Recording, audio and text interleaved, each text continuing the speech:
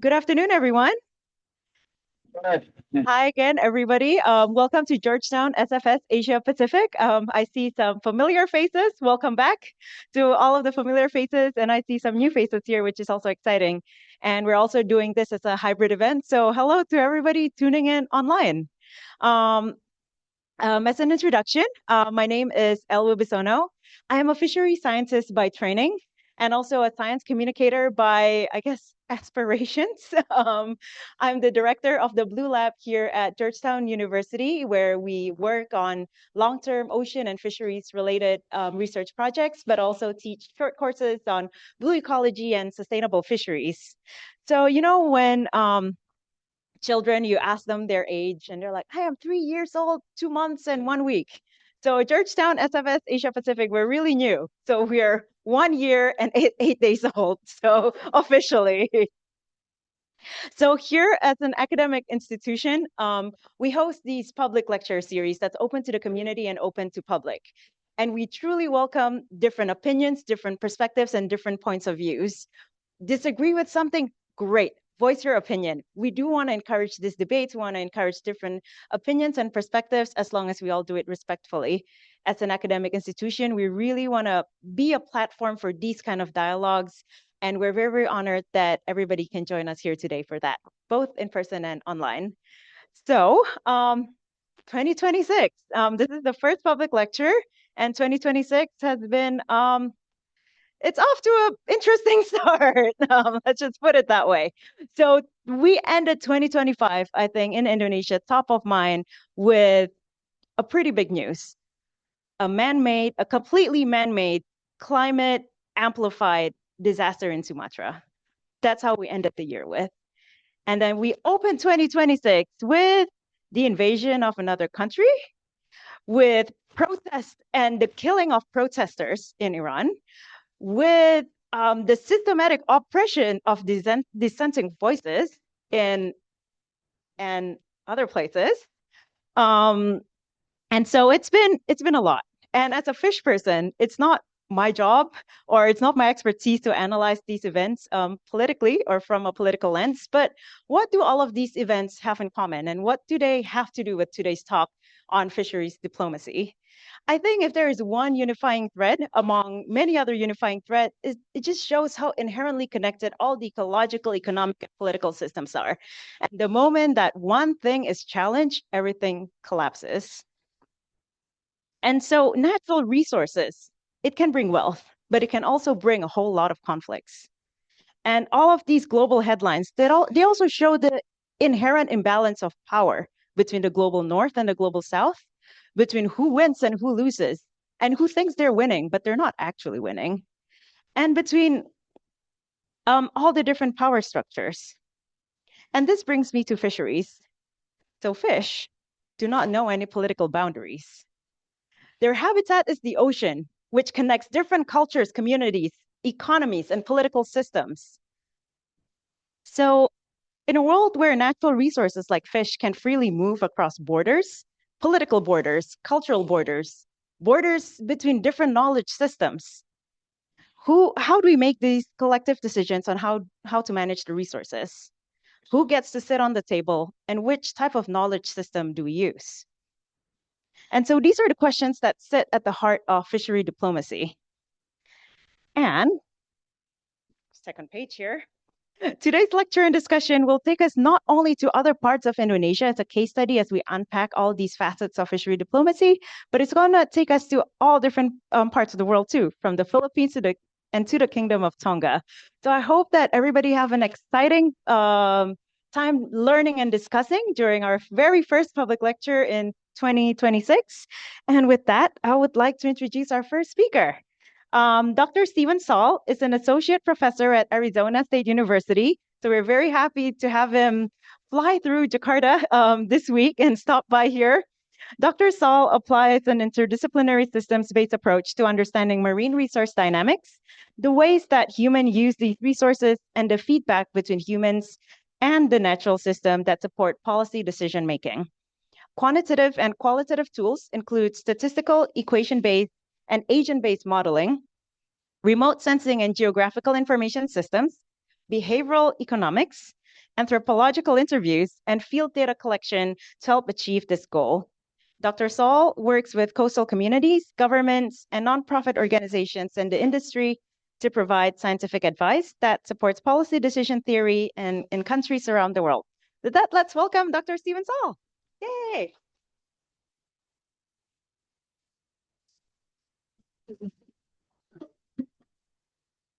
Terima kasih, Ibu Ael. Welcome. Thank you for having me. Sorry, I'm still learning, starting to learn bahasa slowly. So saya mengerti bahasa sedikit-sedikit saja, a little bit. But welcome and thank you for joining. As Elle mentioned, I'm going to talk a little bit about something that I'm referring to as fisheries diplomacy. And so by training, I am a fisheries scientist, similar to Elle's training.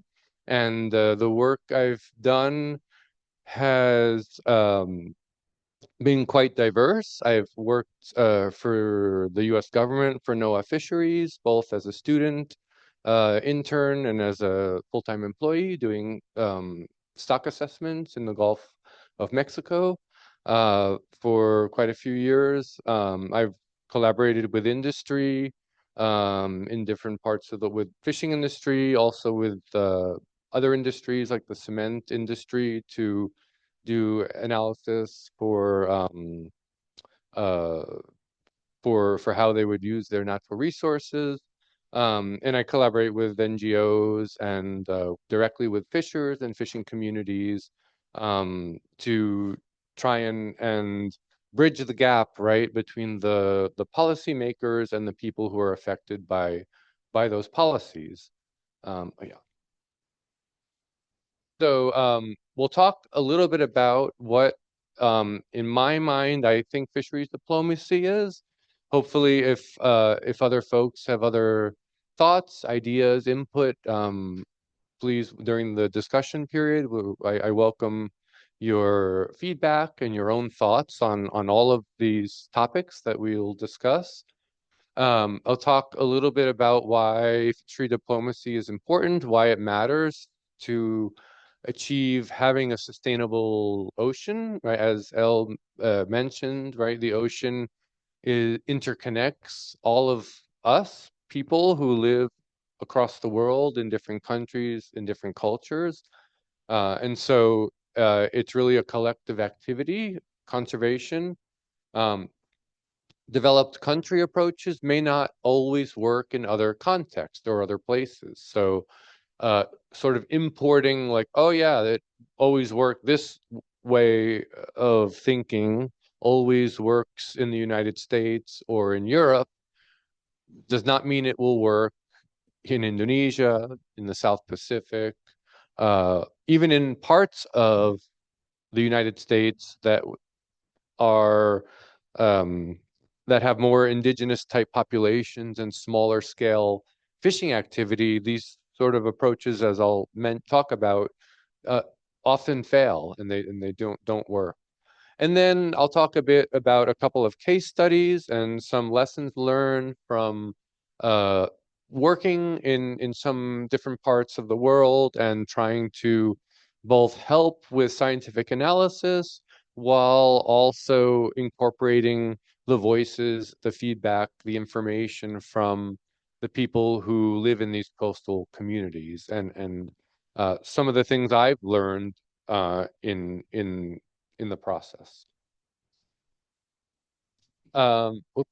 So a little bit of a disclaimer, I suppose, that the perspectives I share today are my own and are not and my thinking on these topics are my own and they don't really reflect that of the U.S. Embassy. So I've the past year had a small grant from the U.S. Embassy in Jakarta for diplomacy work, fisheries diplomacy work, which I'll talk a bit about what I've been doing here in Indonesia with that. And so my travel this trip and my visit with you all today is sponsored by that grant from the U.S. Embassy. I also do continue to interact with and do some consulting and contract work for NOAA Fisheries. So have to also say my view that what I talk about today does not necessarily reflect views of the US government or Arizona State University, that they're my own sort of opinions and thoughts on this very important topic. So with that out of the way,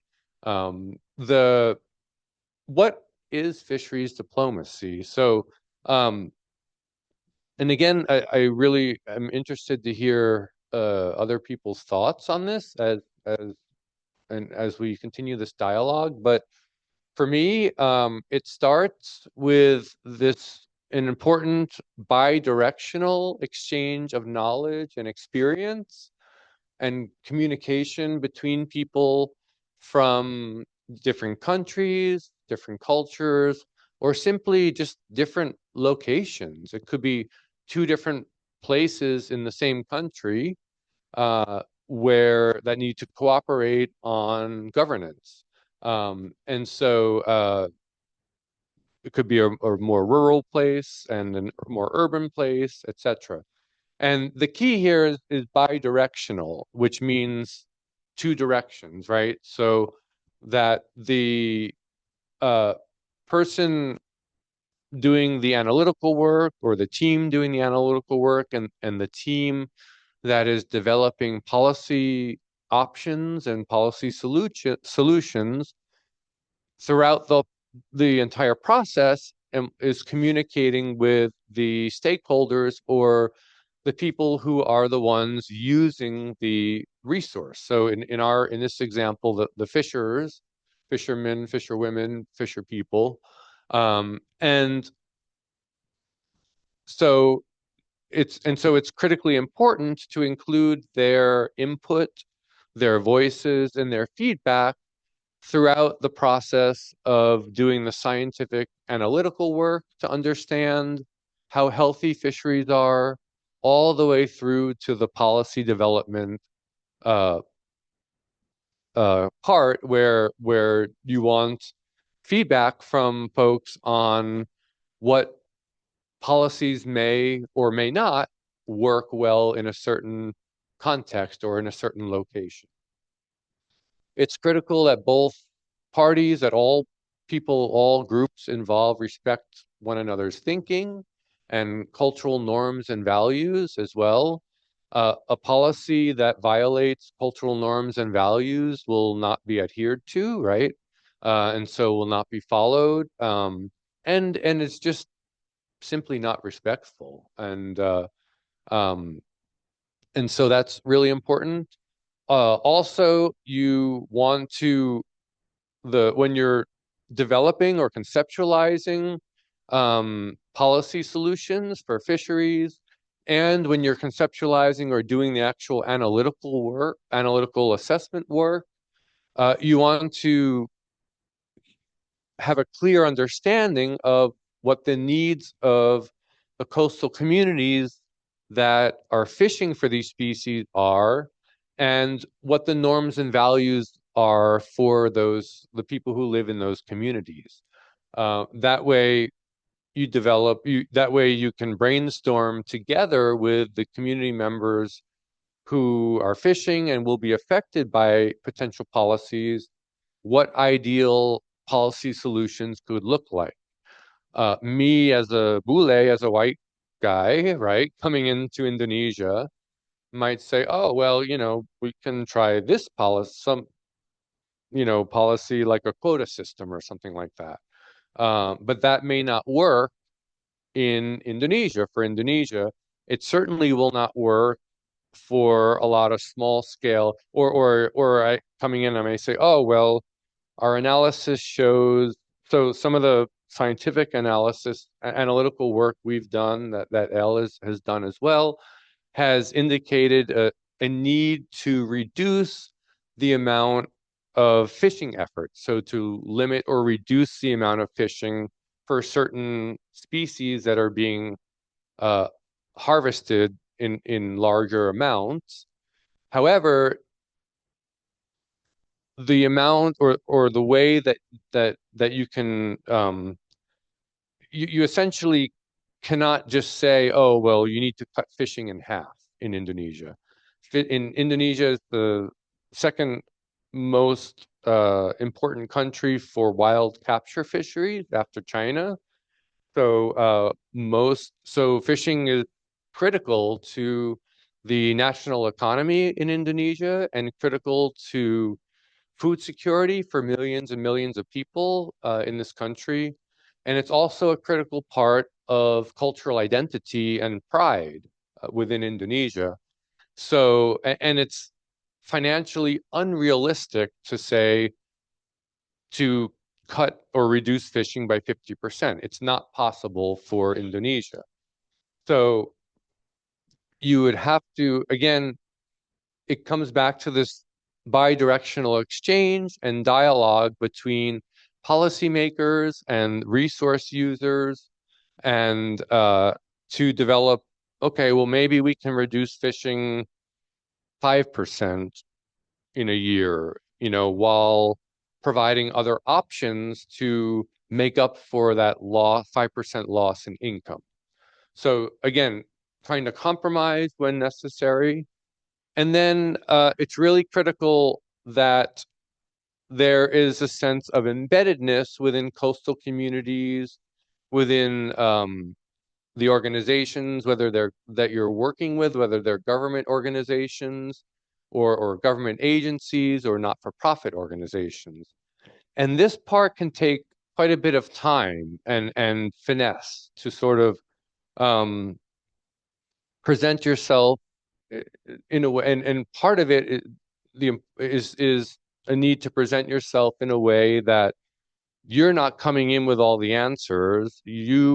I'm coming in with some thoughts and some skills that I can offer, but you all as fishers, you all as scientists in Indonesia have critically important information about the resource, about the fish that live here, critically important information about the fishing activities, and critically important information about what will and what will not work as potential policy solutions.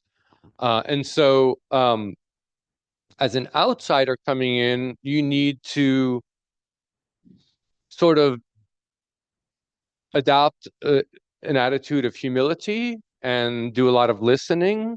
At least that's what I've learned. I've spent a lot of time listening. I've started collaborating with folks in Indonesia in 2014, 16. It was earlier, actually. I think it was 2015, something like that. I forget, 16, something like that. And it's taken us until, what are we, 2026, 10 years now to be able to publish a collaborative paper with scientists here. That's how long it's taken for me to become established, for folks to get to know me get to know other people, me get to understand the cultural context, me get to understand the needs and the political context within Indonesia. And then it's been this iterative process of continuing to refine the research with feedback from the fishing industry, from government scientists, not-for-profit organization employees, and other people who are more knowledgeable than me about Indonesia's fisheries. And so, as Elle mentioned, we are interconnected. The world is interconnected as like never before. Within 24 hours, I can travel literally halfway around the world and be here, right? From the US to here. And we are highly dependent on one another for goods and services, and for our human survival as a human species across the globe. Even if you don't live near the ocean, let's say you live in the middle of a continent, the middle of Australia, the middle of North America, and it would take you days to drive to the ocean. Products from the sea, either seafood products that you may like enjoy eating, or there are a lot of seafood products in other things like makeup and some soaps and shampoos and such. There's a whole long list of products that use fish derived components. And so regardless of where you live in the world, whether you live near the coast or far from the coast, you are interacting in some way with the marine environment and utilizing the resources, fisheries resources. And as Elle mentioned, animals and plants in the ocean, they don't care about political boundaries. They don't see that there's a boundary between Indonesia and Malaysia, or the United States and Mexico, or anywhere, right? And they only see favorable habitat to live. Um, and so when a country or a region tries to manage the fish that exist or that are living in that region, uh, we can try to draw a sharp political boundary and say, okay, we're only going to manage and assess the fish that live here, and that's often done for legal reasons. But the reality is that these species are interconnected throughout the world, or at least throughout a broader region. And it's important then to reach out and collaborate with other interested, with your neighboring countries, your neighboring provinces, to develop the best um, policy solutions if and when they're necessary. I should mention too, I keep bringing up this phrase policy solutions. There are times when policy solutions are useful and needed, but there are also times when I think we what's the term? We impose too many policies, for example, and we get too wrapped up in this idea of having to regulate every single thing, right? And so that can be a dangerous mindset as well. And so, where are some of the gaps in achieving this sort of idea of fisheries diplomacy, where there's this more interaction between different countries, different regions, and different cultures? Well, um, collaboration, as I mentioned, across political jurisdictions and regions and countries and cultures is the key to sustainable oceans. Many scientists and managers, fisheries scientists and managers, a lot of them have not had the privilege of obtaining sort of the necessary formal training in mathematical and statistical techniques that are used to assess and manage fish populations. Um, I feel extremely privileged that I was able to earn my master's and PhD from the University of Miami in the United States. I also interned for a while with NOAA Fisheries throughout my graduate studies. My office for most of the time was actually at NOAA, which was across the street from the university conveniently. So I have been extremely privileged to spend a lot of time with and around fisheries scientists throughout my master's and PhD journey. But that is not very common. And even after when I got to the end and I graduated with my PhD and I started working full time doing stock assessments, I still needed to learn a lot about the stock assessment software and how stock assessment worked and such. So there was still, even post graduation, quite a bit of learning that and training that had to happen. And then some parts of the world don't have adequate data or information about the organisms that live in the ocean, in different parts of the ocean, that are under a country's jurisdiction. And so there's also a real need to improve and increase data collection in many parts of the world, and to help facilitate improved ocean governance and improved fisheries, ultimately fisheries diplomacy. So there's sort of two ways of thinking about managing marine resources and managing any sort of natural resources. There's what's called the top-down approach, where you have usually a national government establishing some sort of policy. That policy becomes law and then is enforced throughout the country, everywhere, right? So we can all think of policies and laws that are like that, that are determined at the national or federal level and are have to be followed everywhere within a jurisdiction or within a country, regardless of whether you live near the capital where that law was established or very far away from the capital in a more remote location. And so with top-down governance, that law is imposed on the communities and the people across the country, but that law may not be appropriate, or that policy may not be ideal for all of the locations within a jurisdiction or a country where that law is being applied.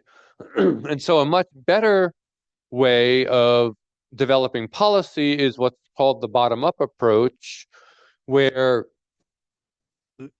it still may end up being a nationally implemented policy or not. It could be regionally or locally implemented, but where you have people who are involved in and invested in the fishing industry. So you get together the fishers, the fishermen, fisherwomen, fisher people. You get together other folks that are working in industries related to fishing, maybe fish processing, maybe selling bait or fuel for the gasoline for the fishing boats.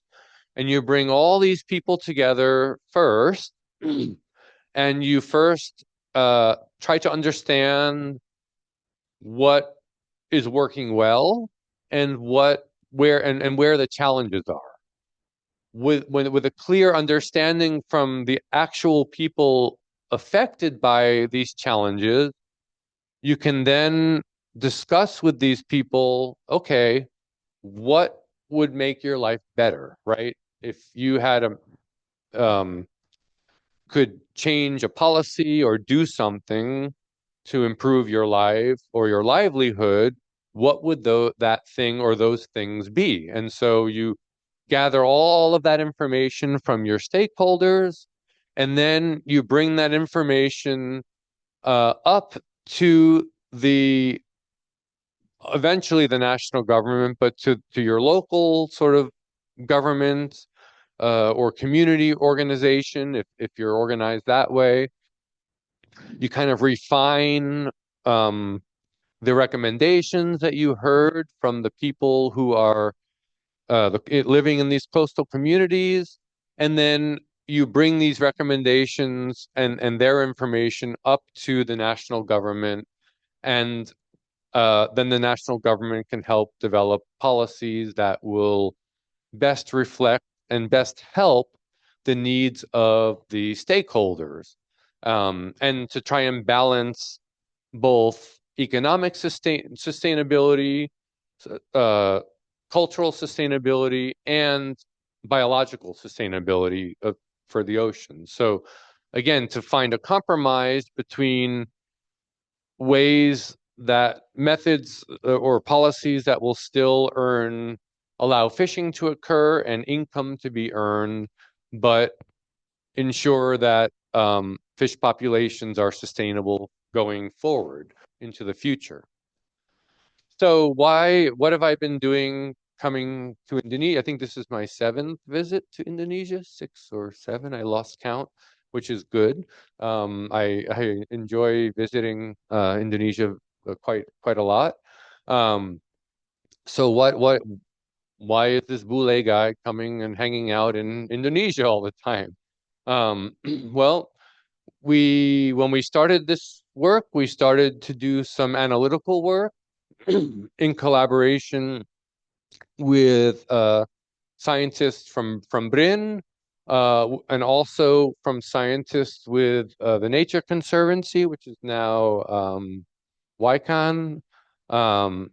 We also initially met with and spoke with some of the fishers and some of the fishing companies as well, and some of the provincial managers.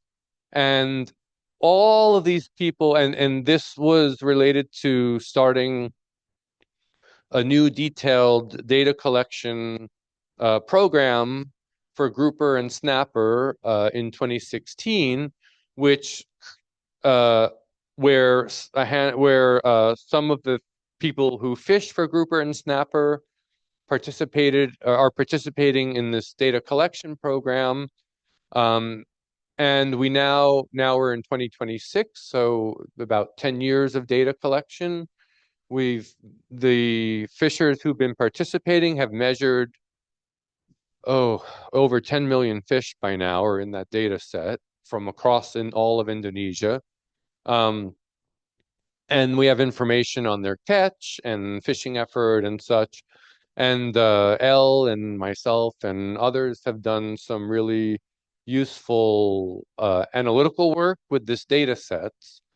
But the idea has always been, for me anyway, has always been, okay, let me do something to get things started, right? Let me see if I can develop some kind of methodology to use this data in a way to evaluate the health of the fish populations with the ultimate goal or objective of passing on the analytical work that was done to Indonesian scientists. So, so we developed this whole workflow. We're trying to publish a paper on it. But now the idea is, okay, we sort of got this to work for now. Let me hand it off to BRIN staff, to academics, to whoever's interested, and train them on how to use the tool. And so with the funding from the U.S. Embassy Diplomacy grant, we put together 3 technical workshops that are providing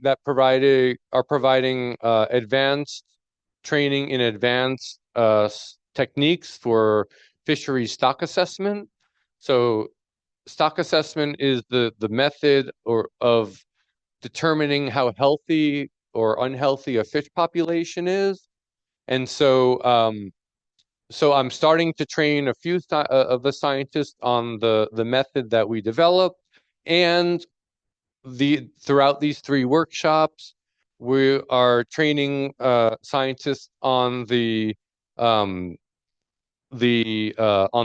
computer model, the computer software that is most used around the world for fisheries assessment. It's rather challenging to use because it's a very flexible piece of software with lots of options and such. So it takes some time for people to understand all the mathematics and the statistics that are going on within that software and how to set up that software. So I've come. This is my 3rd visit. The grant ends the end of the month, end of January. But we will be continuing. I'll be looking for additional funding and continuing to collaborate and and help folks within BRIN and to develop their own models for Indonesian fisheries. So I brought some example models. So I'm talking too much. Okay, move faster. Again, with the goal of, sorry. No, I'm sorry. With the goal of, wrong way. The goal is of helping Indonesian scientists to be self-sufficient and be able to do this analysis on their own. In other words, you can't see it, but get the white guy out of the way. So that's the goal. I'll just come for vacation and go to Bali, and then they can. That's the goal. So a couple other case studies. A graduate student of mine has been working with the Sama people in the Philippines in a very, very, very small fishing community near General Santos. And I went with her one of the trips to help with her research a little bit. And here, top-down management is not going to work at all. And the sort of story here has been that commercial fishing removed most of the fish from their coral reef. They have beautiful, beautiful, beautiful coral reefs right off of their community. So you go out here and there's a big drop off or a wall or slope down.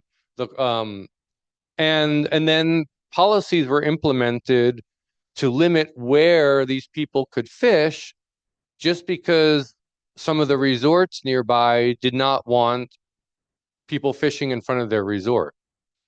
So to Elle's question, who gets to decide what policies are right and where you can and cannot fish? Well, here, money decided, right? Tourism industry. And so that was very unfair to this community. And if you go, I jumped in the water with my mask and snorkel, and it's like it would be like walking through downtown Jakarta with no cars, which would be amazing, obviously, but not for a coral reef. There were lots of big corals, healthy corals, but no fish. All the fish were gone. So and that's the primary source of protein for these communities. So big food security issues. In the Kingdom of Tonga, we did some work surveying fishers in Tonga. And what we found is that they're harvesting quite a few vulnerable species that are very important to coral reef ecosystems, things like sea cucumber, and these are giant clams that were not so giant, only about this big. So very juveniles. Obviously very negative to the marine environment. These are a bunch of parrotfish, which are lower on the food web and very important for coral reef health. But again, it's in Tonga, a top-down approach does not work at all because natural resources are managed by each village. So we visited different villages and collected questionnaires or surveys from those villages to try and understand what the needs were and what their perceptions were of their own natural resource. So this is a place where you really need bottom-up approach, where each village has its own part of the coral reef that it owns or manages. And so management is done very differently. In fact, it's so strict that we were there doing research, and we were putting cameras in the ocean to try and measure the habitat type. And in one of the communities, people came rushing out in a boat asking, "What are you doing? What are you doing?" And I quickly brought up the camera. I said, "No, just taking pictures of the reef. We're not fishing." You know, they thought we were putting fishing gear in the ocean on their reef, and they wanted us out of there. But then when they understood what we were doing, then it was okay. Then last kind of example is from the U.S. Gulf of Mexico, where in the United States, it's a very top-down management. So the federal government, but and so in the 1980s, 1990s, the way it worked was that NOAA Fisheries, the government agency that's like BRIN, would do the stock assessment. They would present the results and then decide on a policy, and the policy was implemented as law, and without getting any feedback from the fishers or any of the stakeholders that were involved. This is still a top-down system, but with quite a few changes, where now you have input from stakeholders at every step of the process. So there's further data collection, stakeholders, fishers provide input on the data collection systems in place, on how the data is processed. Usually there's a week-long in-person data workshop where stakeholders, scientists, fishers all get together in one room for 5 days to talk about how to best process the data, what data sets are available to be used, and what assumptions we should be thinking about with the data. Then during the modeling part, again, stakeholders, fishermen, fisherwomen, etc., are all involved in how the model is developed, designed, and set up.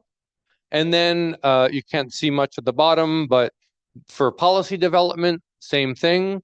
We have Fisheries Management Council, and on the council are fishers participate as voting members of the council and have a say in the policies that are developed. So although it's still very top down in the United States, there's now a lot more inclusion of stakeholders and fishers in the process, which is good. And so in summary, for fisheries diplomacy, in my mind, or at least for Indonesia, the goal has been, again, to train scientists in technical stock assessment techniques and managers in what's called decision theory for fisheries management. Decision theory is how you make different choices about different policies, and such. And so, and same for the work in Tonga and in these other locations. The goal has always been to eventually provide back the information that's gathered during the research and pass along analyses, computer code, and any other information to the regional or local scientists. As part of the work in Tonga, I went back a second time to do the fisheries work. The first time I visited was on a research boat where we collected data on fisheries and also the habitat.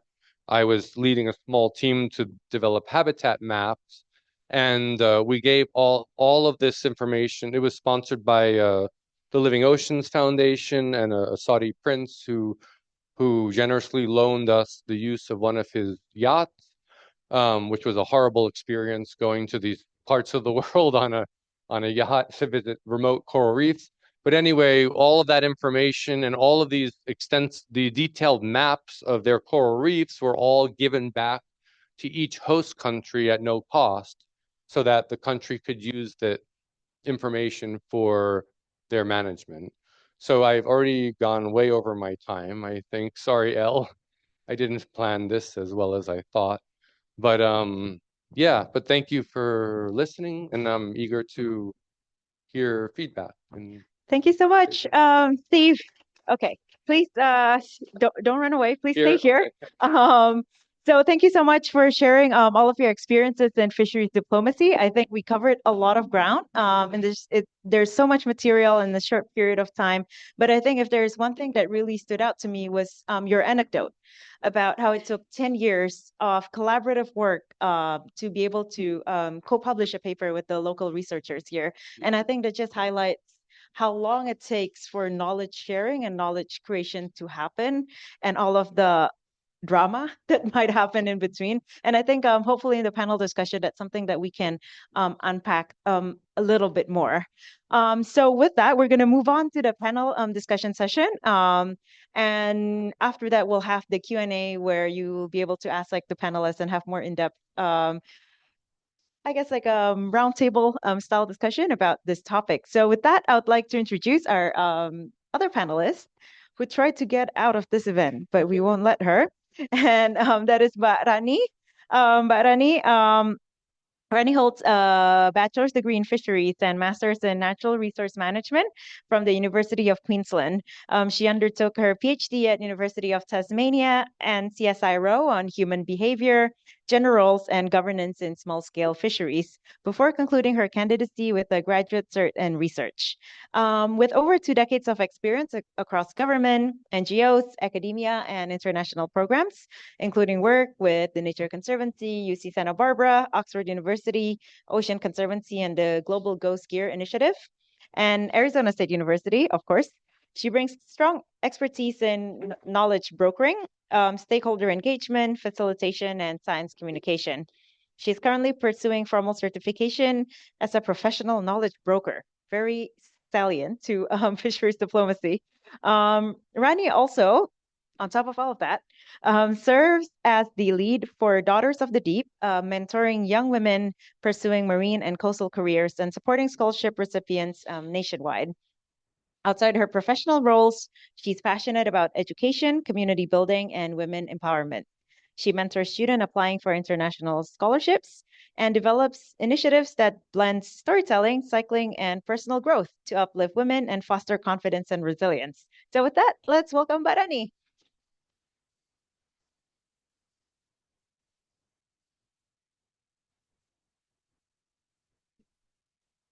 Yes, you get to sit in the middle.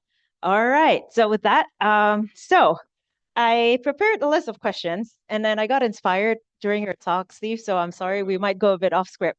It's inspire or take a nap. I don't know which one better.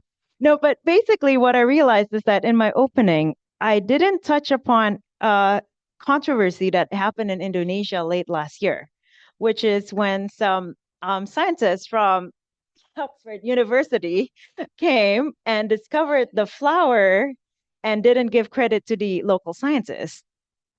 And so basically what happened for those who did not know is that there's a very rare flower that's very hard to find here in Indonesia. And with the help of the local scientists and the local guide, this team from Oxford University managed to find it. It was documented in their Instagram. And basically the local scientists got no credit. It just says like, oh, Dr. blah, blah, blah found this flower. Big uproar. Rightfully so. Rightfully so. And so based on that, I feel like Indonesia has gone through many, many years of scientists coming in, either taking our samples, both like physical knowledge and I guess like just local traditional like knowledge and belief systems and sort of like taking it outside without consent. And because of that, there is a huge blowback on how people can get research permits in Indonesia. And now it is notoriously difficult as an international researcher, as you probably went through the process in getting yeah. But I think I guess my question to both of you is like, what is a good happy medium where we're safeguarding um the knowledge and basically the wealth of biodiversity in Indonesia without stifling collaboration to the point that people are scared to collaborate with Indonesian scientists? Because I feel like I'm worried that we're swinging too hard the other way, but at the same time, these exploitative practices still happen. And I guess as a very confused scientist here, I want to ask your perspectives on that to start us off before we ask more fish-specific questions in this discussion. So who wants to start?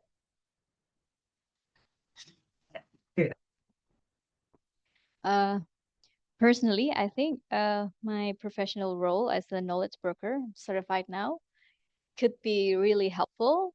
Because as a knowledge broker, you are a bridge. So you bridge science and people, you bridge knowledge and people, you bridge institutions. And communicate all of those things. So if, yeah, just like Steve using me as a bridge to people at BRIN, co-facilitating the training workshops, managing, arranging meetings and everything with NGOs, mostly based in Bali because he loves staffing too much.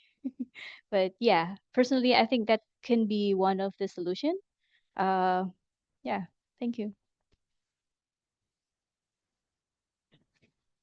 Yeah, that's a good point, Burani. Yeah, that I think I, the key is collaboration and patience. Western people, white people are not very patient. We're not the most patient people. Part of it is cultural. So usually when I go back to the US after being in Asia, everything seems to be moving too quickly for the first week.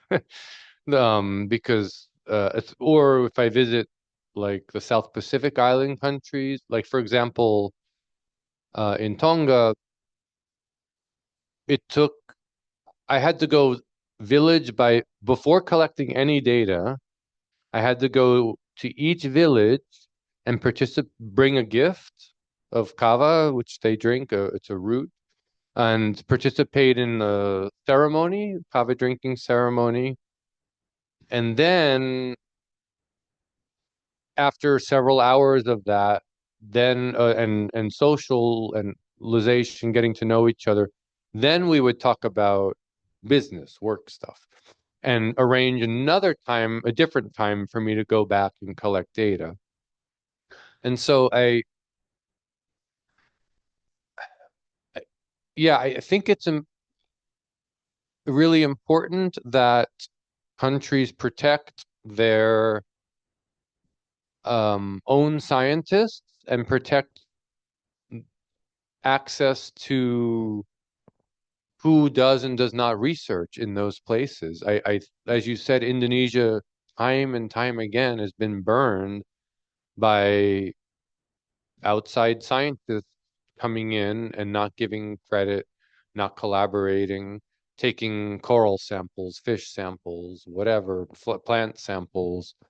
Um, I'm not familiar enough with the specifics of Indonesia's policies for permitting and how that's changing.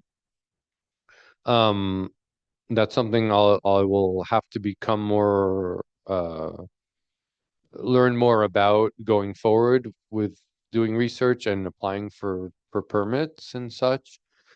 But it's a problem, and I don't I think for me anyway, if in my mind, if that discourages you from collaborating in another place, then you should not be in that place collaborating. Then the problem is not the strict rules of of the permitting process in Indonesia, then the problem is the outside person who doesn't want to follow those rules and or that process. And and so then that you don't want that person here, probably.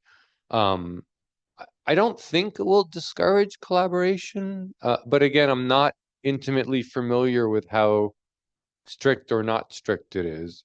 For me, I mean, it has not discouraged. It's taken, like I said, 10 years to get to this point. Um, and there were times when I got a little impatient, I'll be honest. That I think that's human, right? It's also my Western brain has to be done now, now, now, now, yesterday, yesterday, yesterday. I also grew up in New York, and things move very fast in New York, and people talk very fast. Usually when I talk very quickly like this, but I slow down for presentation for yeah. So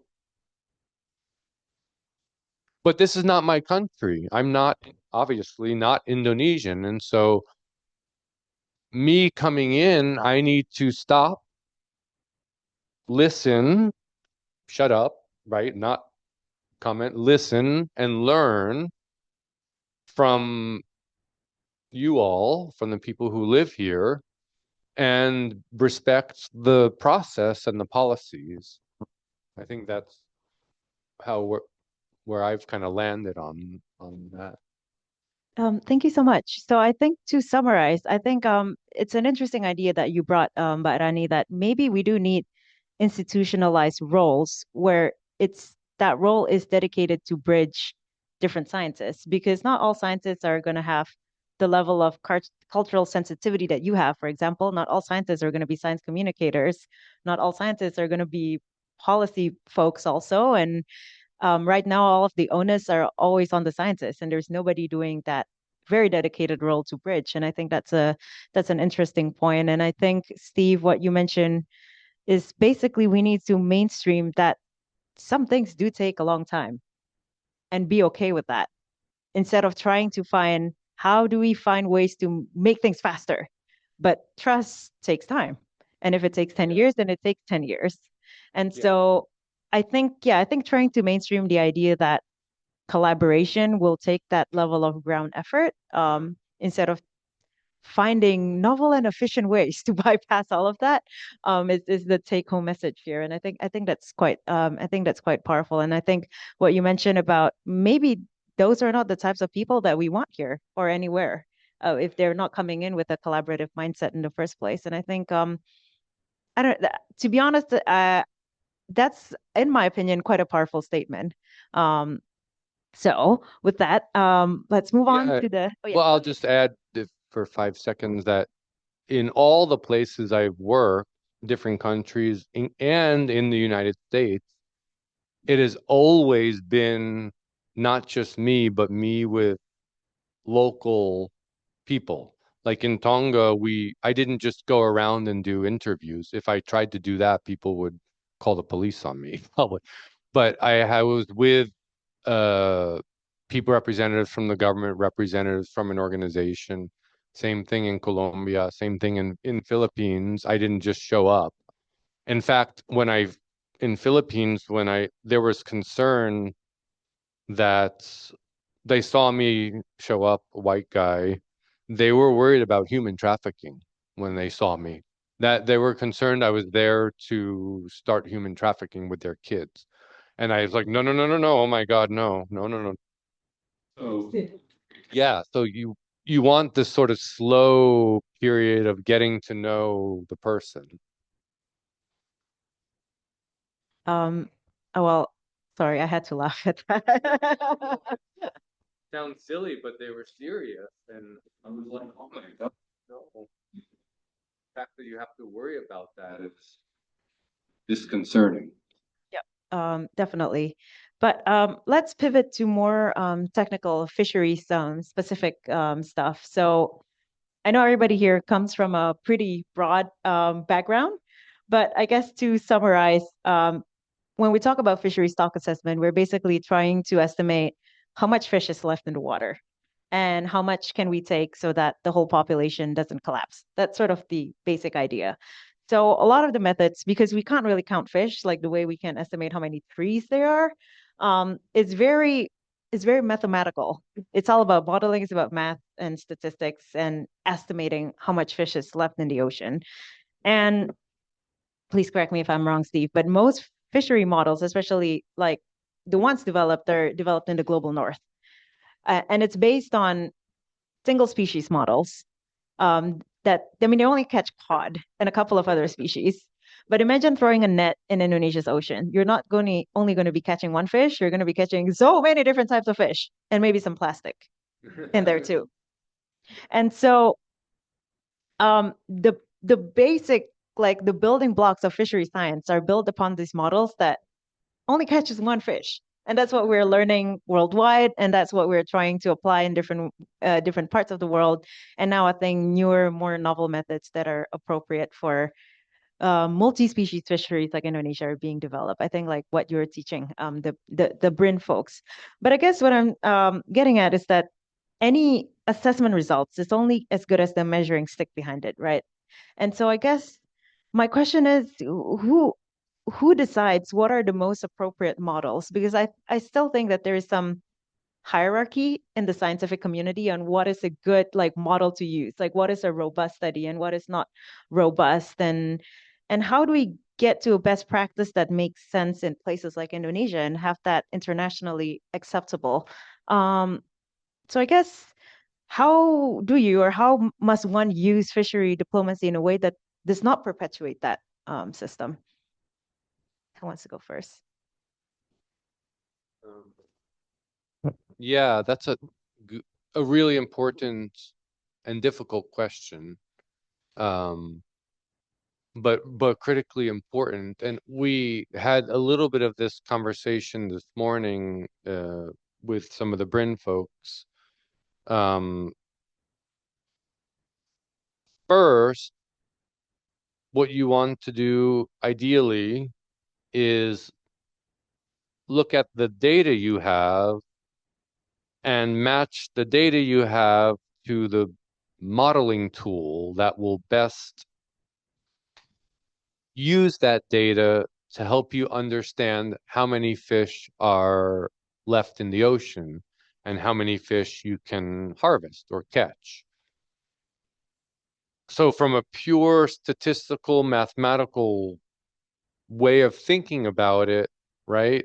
You want to pick the model or the software that will work best with your data. Now, having said that, as Elle mentioned, there's a very severe bias in favor of models created by the global north, like the United States and other places.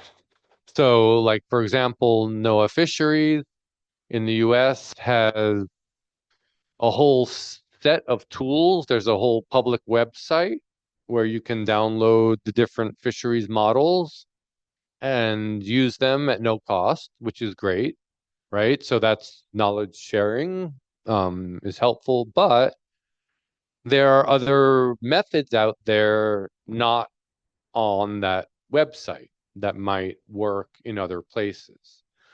The other big challenge is, as Elle mentioned, in a place with very high biodiversity, like Indonesia, where you have, what is there, 1,000 fish species, 5,000? A lot. The most in the world, number of fish species is here in the Coral Triangle region, right? Um, and model the theory, fisheries, the theory, the mathematical and statistical theory behind figuring out how many fish are in the ocean using these math and statistical models were developed for just one species, for more simple places like the east coast of the Atlantic east coast of North America, where you have like three main species. You have cod, haddock, and pollock. No, a herring. No, oh, I'm embarrassing myself now. Oh God. And other species, you know. So yeah, you have the point is there you only have three species that are really being harvested for any value. Um, and so these single species models work very well in that context. In a context like Indonesia, where you have a coral reef and you're harvesting species across the trophic levels from sharks to that are your big predators, sharks and big groupers that are your big predators, then snappers, then some fish that are herbivores and are the food for the sharks and medium-sized fish. These single species models don't always work quite as well.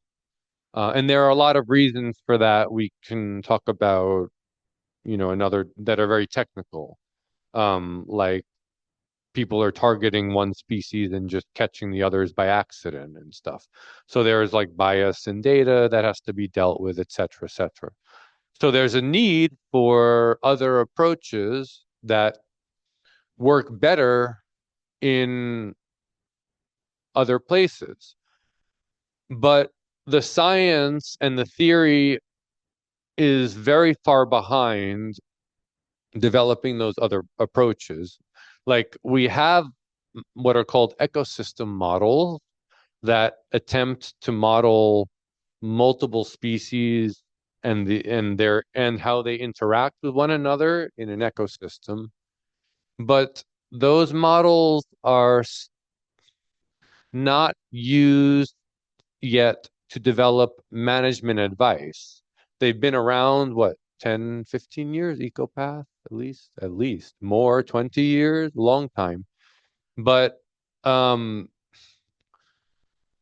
but they're not as robust. Well, they're not, the model itself is robust. We don't have the right kinds of data yet to properly use those models to develop policy advice. We would need to, and one of the reasons is we keep trying to use the same best model from the north in the global south or wherever, somewhere else, where it does not apply as much. And I'm guilty of this as well because, in part, it's how we've been trained, right? It's sort of brainwashed into our mind that these are the models that are the best models and the ones to use. So, okay, well, this is what I learned and what people keep telling me. But I think we need to get outside of that box. And I'm guilty of this as well and need to start thinking more creatively about other approaches, other ways, or other modeling platforms. I don't know that I developed an answer to all of life's problems yet. All good. I think it was very salient reflections. How about you, Mbak Rani? That is this working? No. Just wants to add to that shortly. For the question of how, over the past 2 decades, from my experience working in Indonesia fishery, I think I've came across a lot of fishery model, and I think what we need to do is just to stop exporting all of these models and just try to dump it and go, okay, oh, this is new fancy model. Let's just use it to Indonesia fishery, which is of course very different. We have multi-gear, multi-species, and maybe multi-multi. It's plenty. At least in snapper fishery, we have at least 15,000 boats or something, which goes from small scale into the large one. So yeah, and like in all across Indonesia fishery, in Indonesian universities, people still use FISAT uh, to teach, which is, I don't know, maybe ancient models. It should be in the museum already. And then in the north, they have all of these fancy models. And during my time study in Australia, at least I know another two models. EcoPath is one of them, developed by CSIRO, but still, personally, I don't think it will work for Indonesia because we have a very different fishery. On the question of who, I think we should sit together in deciding which models we could use for Indonesia fishery. In terms of this little project from US Embassy with Dr. Steve. Uh, Dr. Steve as the knowledge providers, sitting together with the users, which is folks or fishery scientists from BRIN. Me try to bridge what do they want, what do they need, and so this is what they want, and la la la, and Dr. Steve provided a knowledge product, which is the stock synthesis method. So we've been spending, I don't know, in total 3 weeks sitting with BRIN folks, and at today's last session on the last day on the third session of this long training workshop, we sort of sit together and also try to decide which fishery which we would use the model for, and hopefully moving forward, we will come up with something. So we would use the model for stock assessment in one of the fishery or maybe two in Indonesia. Thank you. Thank you, but so I think to summarize your answers or just to reflect on the answers that you shared, um, anytime where I feel like these days when we're faced with like, oh, there should be a mathematical solution out there that has not been developed yet. Like my first thought goes to like, well, that sounds like the job for AI to help us create those mathematical models. And I think one of the follow up to that rambling thought that I have is that that might be a good use for AI in this case, instead of trying to use AI on how do we expedite the processes, Yeah. right? Which I think is like people's gut reaction on how to use AI. How do we make this 10-year process like 1 year or half a year? I think like those relationship building should still take a long time, but then technology can help in creating these models that are better suited for the complexities of the environment in Indonesia, perhaps. Those are just my own reflections. And but Rani, I like the way you sort of like broke it down, that Steve was the knowledge provider, Bryn was the knowledge user, and you need the broker in the middle and hopefully come up with the knowledge product, and how even until now the the materials being taught in Indonesian universities are either outdated or not technically relevant.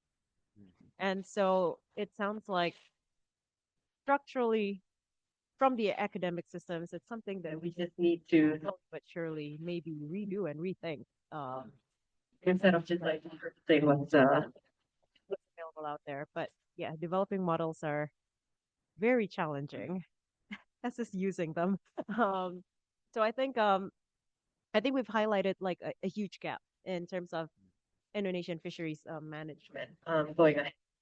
Now, speaking of going ahead, moving on to, I think I'll just keep it to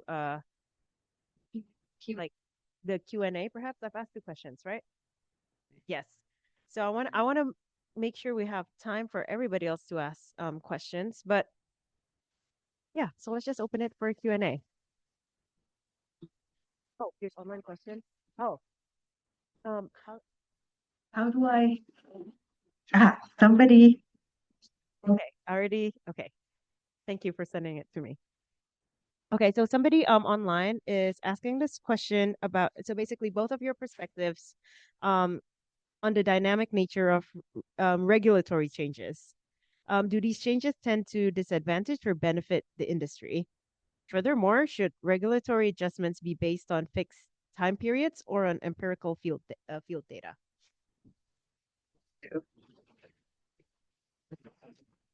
Yeah, that's a good question. So who wins and who loses, right? Who benefits and who does not benefit from policy changes? Depends a lot on the policy and how it is implemented. Oh yeah, good. I have no memory, so bye. So I forget.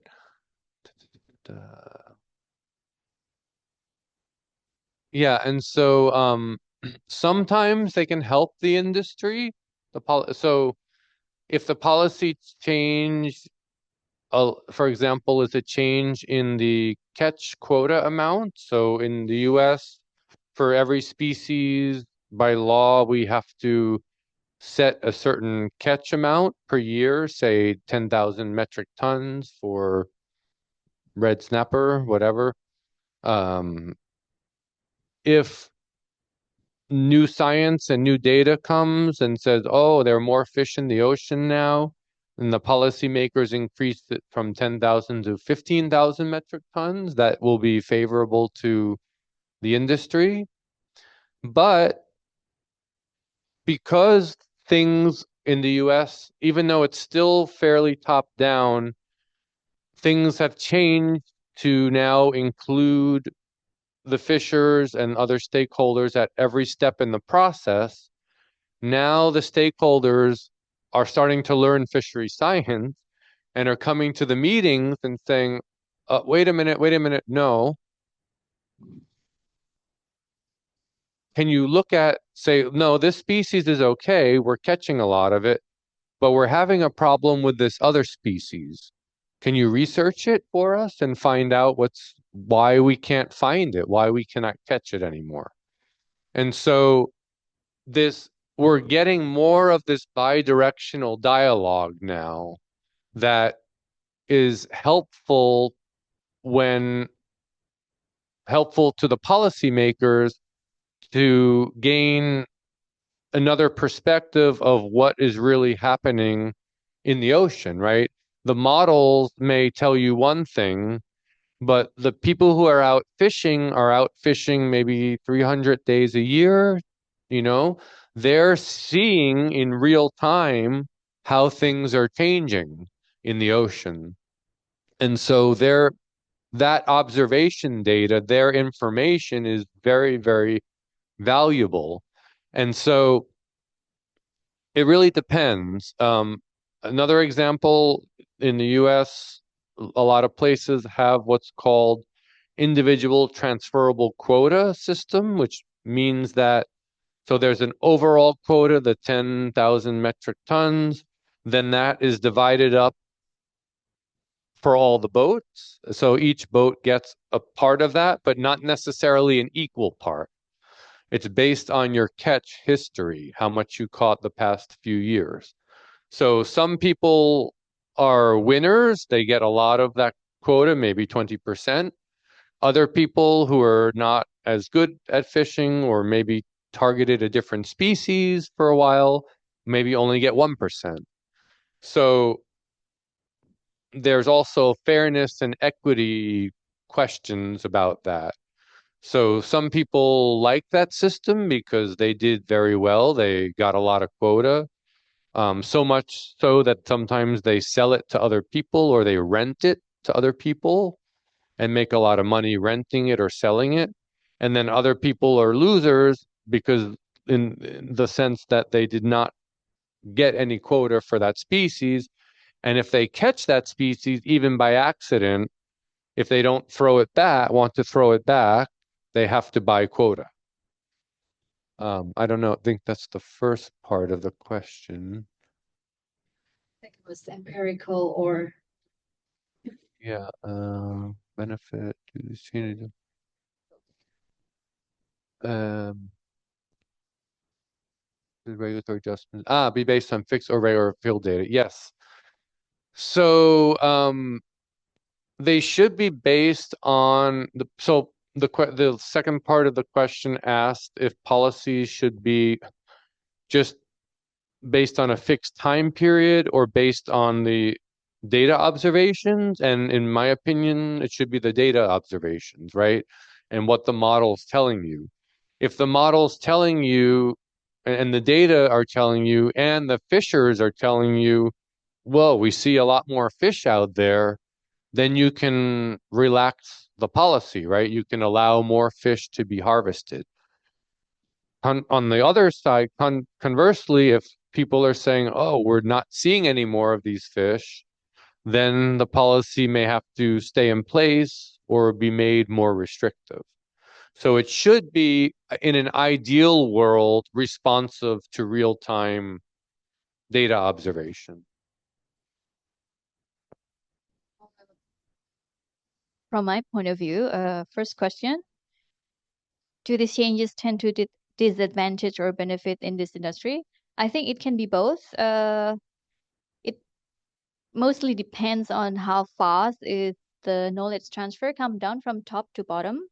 Uh, from my experience so far, like the ban of trawl fishery in East Java, it came pretty fast, but then the fishers who don't really feel involved of the the new regulation, so they just swarm into the local fishery ministry office and just throw bottles and everything. So it can be both, I think. And the second question, same with Dr. Steve, I think it should be on empirical field data because in Indonesia, each species has different life cycle, different size, how big they can grow and everything. So yeah, I do think fixed time periods won't work. And thank you, Fatia from Perempuan Laut Indonesia, for the question. I love your organization name. We should connect. Thank you. Thanks, Steve and Mbak Rani. All right. So for the in-person participants, all right, Gabe, you have your hand up first. No, thank you again for both being here. I was curious if you could describe a little bit more about, the how you were describing like the 10-year time frame to build those relationships with fishermen and other people on the ground to get better qualitative data.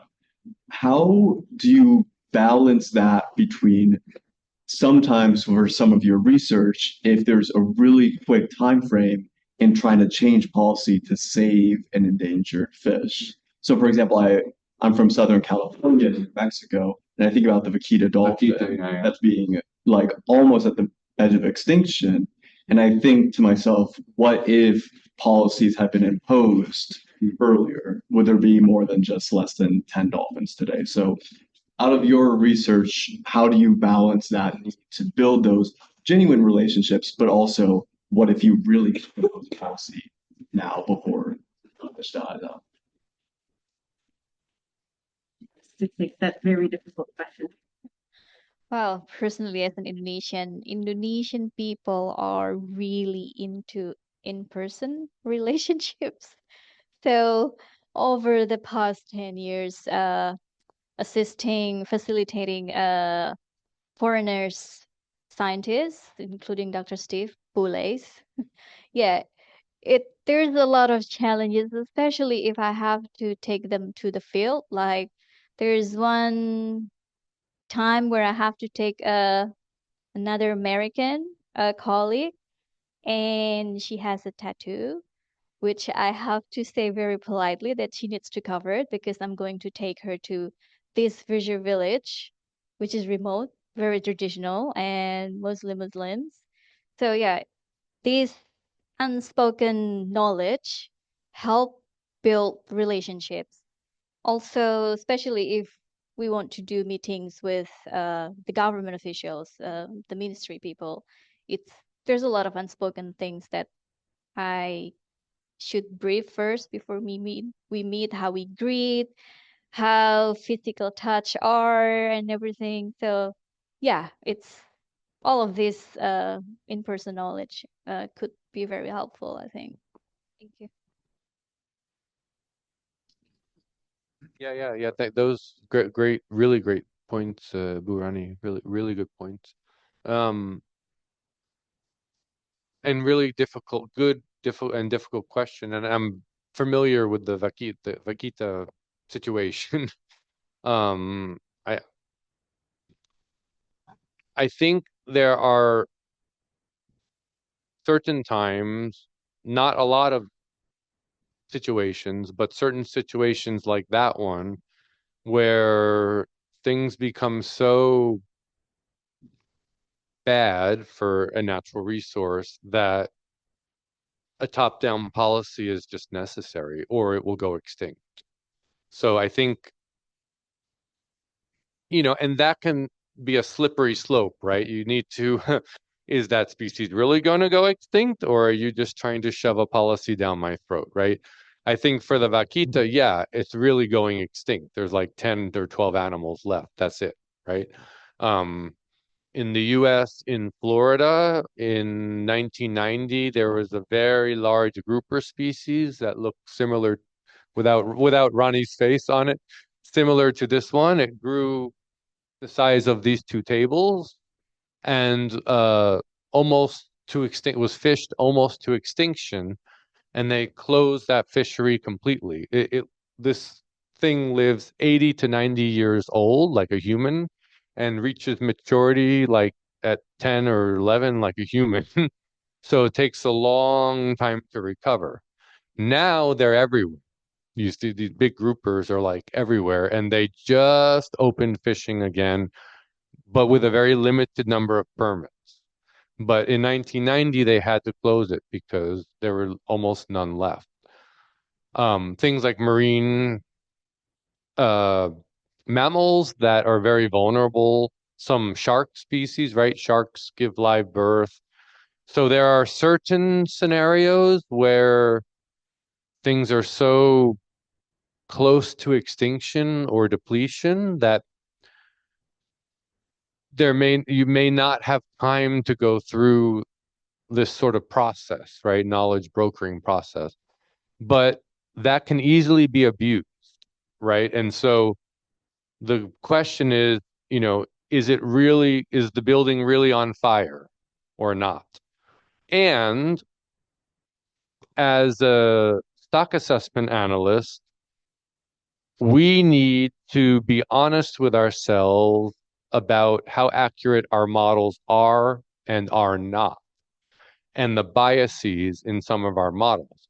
Stock assessment models often are overly pessimistic, their results and what they suggest. And there's a lot of we can do a whole lecture on that, and I won't do that. But so that's important to keep in mind. Also, what are your assumptions? Do you believe the results? I see the result. Like, for example, for snapper and grouper, the analytical work I did showed that and that L has done show that some snapper and grouper species are in really, really, really bad shape. But they keep catching 80,000 metric tons year after year. So are there issues? Yeah, probably. Is it as bad as the model output suggests? I don't believe that. Why? Because they keep catching that amount. So I think, it just is a case by case basis, and that there are rare occasions where when things are going to go extinct, probably you cannot wait to go through this more of an eloquent process of getting to, like we've been talking about, of fisheries diplomacy. Thanks for sharing your perspectives. And I think if I may add, because I think this is a topic that I think also I grapple with, is at at the end of the day, whatever choice that the government decides to make, top down or otherwise, I think one of the most important things is how transparent is that decision being communicated. Say they decide to, okay, we're going to close off that portion of the coast of California to protect the vaquitas. And, they're going to rebound and everything's going to be happily ever after. And we just saved the species. But that's not what's going to happen, right? Like, some people will lose their livelihoods and the vaquitas might still go extinct anyway because we're too late. But that part of the narrative is what's typically missing. And we only paint all the most positive, absolutely positive outcomes that could happen. And that's not and I think there lies the problem. Because sometimes, even when some people, some groups, communities, stakeholders lose, um, the biggest hurt is not that they lost, but that they were lied to. Yeah. Sometimes what we need is the communication part. If you're frank and transparent with what this decision really entails, I might not like it, but I might slowly get on board with it. But that's just my perspective. But yeah. Any other questions? Yes. Hi, thank you for the opportunity. My name is Andreas. My question is also to all of you.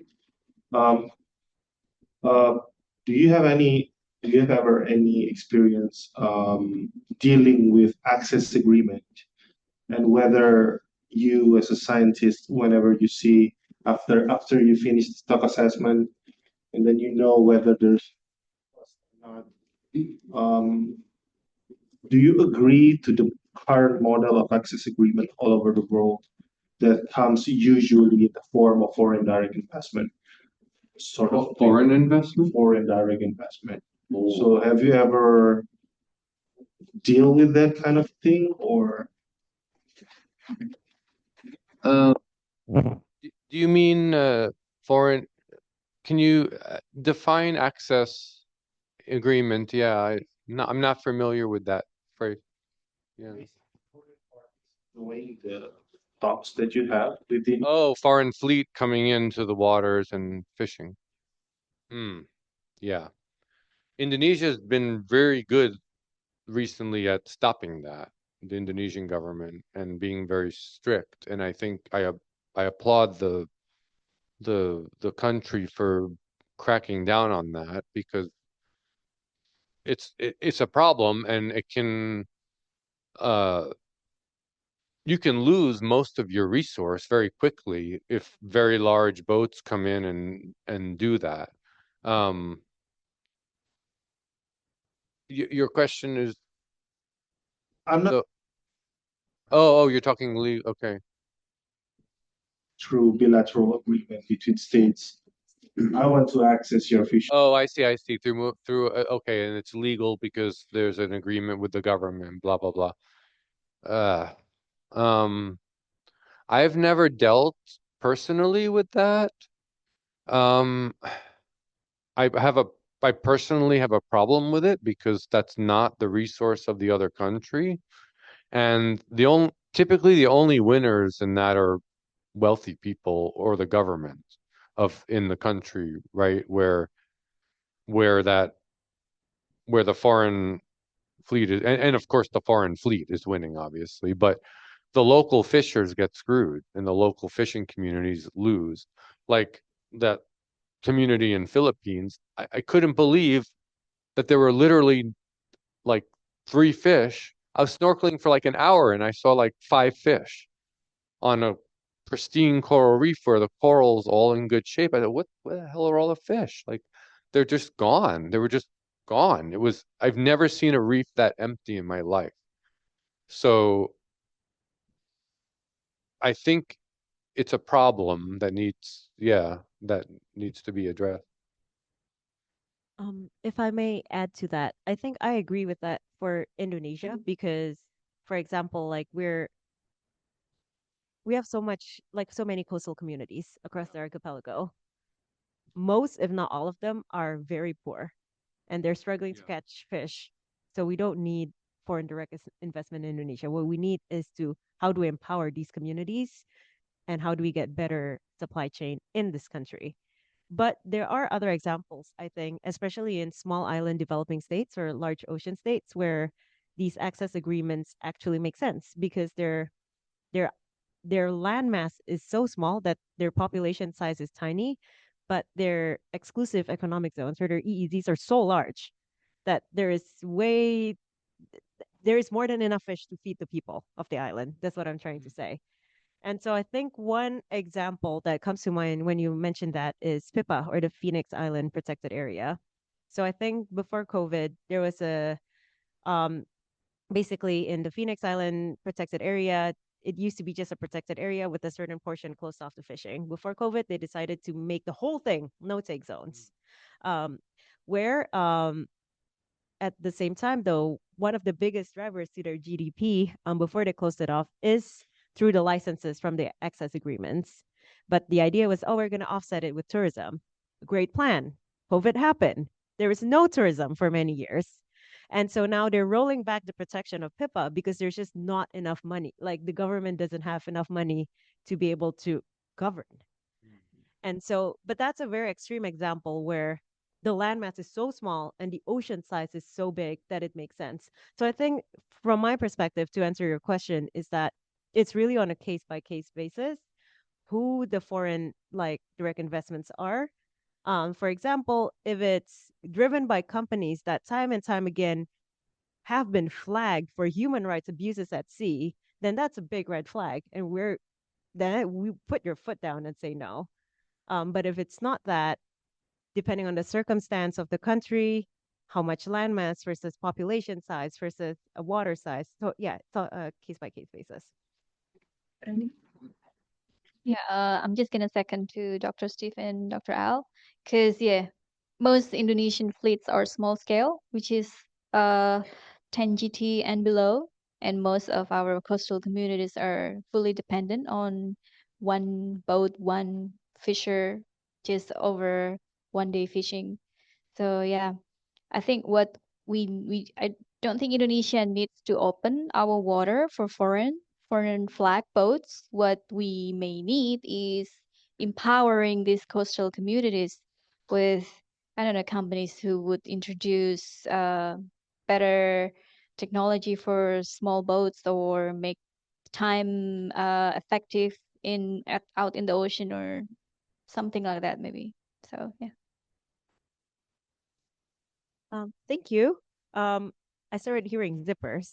Um, so I think we're all gonna be hanging out here still on campus, and there's snacks and refreshments outside for everybody. So feel free to continue the conversation, and we're more than happy to discuss if there is more questions from the audience with some snacks, which I think will which is always a good thing. But with that, I really, really want to thank Dr. Steve and Mbak Rani for coming here, sharing your insights, answering the questions. It's been it's been great having you here. Yeah, I met Steve more than 10 years ago, and and this is the first time meeting him again since then. So it's very lovely having you here in this occasion. Thank you so much. Thank you.